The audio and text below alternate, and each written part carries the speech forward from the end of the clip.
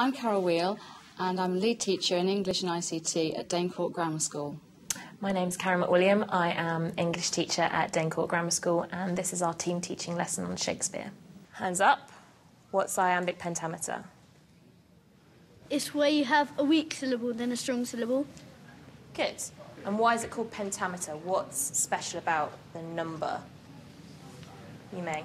There's 10 syllables in each. So it's 5 pairs of syllables. 1 weak, 1 stressed. What we did with the lesson was we actually approached Shakespeare by way of iambic pentameter to give Year 9 pupils a first look at how Shakespeare works and how to actually approach the text. They had 2 contrasting characters. We had Puck from A Midsummer Night's Dream and Macbeth, obviously from Macbeth. And the idea was that pupils actually went through and looked at what rhythm was being used in each of these verses, how the syllables broke down, and then trying to see how that was then reflected into the character's emotional state. If I told you that where the full stops come represents how the character feels, what do you think? How do you think Puck feels?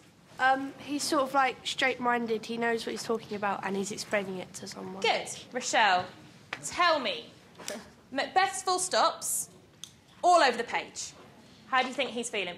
I think that he's probably quite angry, but like short, because he's used short, abrupt sentences. Good. So all the full stops are in the middle of the page. Good.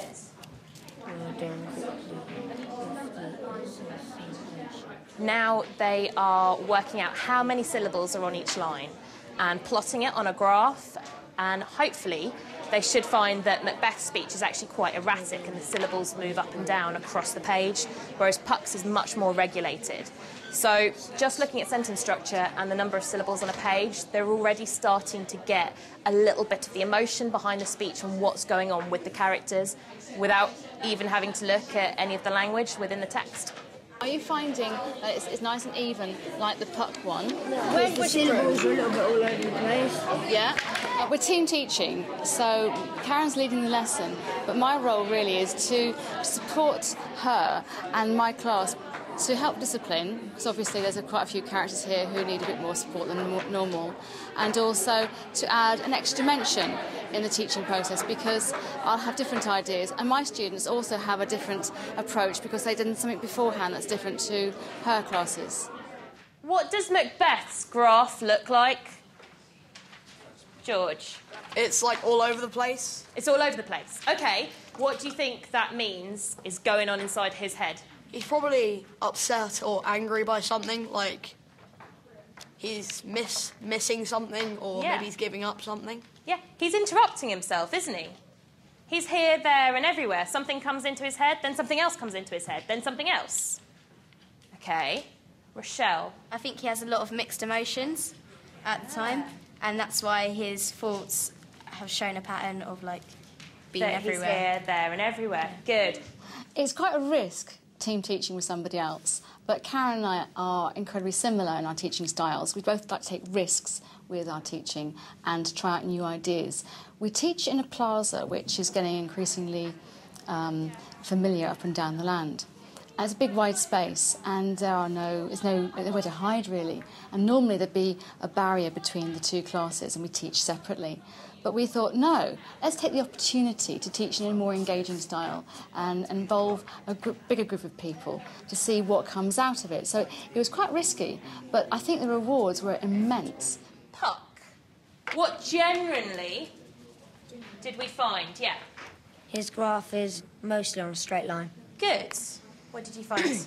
I'd say he's probably quite calm and collected, but then has certain moments where he's a bit maybe excited.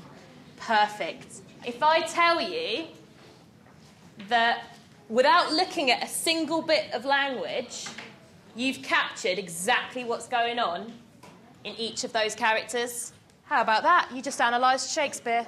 The boys were particularly engaged. Yeah.